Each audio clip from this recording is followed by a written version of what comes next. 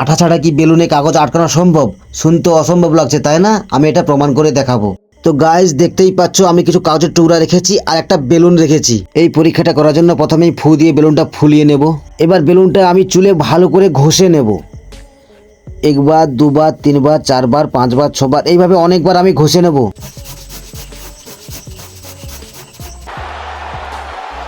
এবার তোমাদের আমি একটা ম্যাজিক দেখাবো। এই বেলুনটা কাগজের কাছে নিয়ে যাব, দেখবে এই কাগজগুলো বেলুনের মধ্যে আটকে গেছে। চলো দেখতে থাকো। এবার এই বেলুনটা আমি কাগজ টুকরোর কাছে নিয়ে যাব, দেখবে যে কাগজ টুকরোগুলো বেলুনের মধ্যে আটকে গেছে।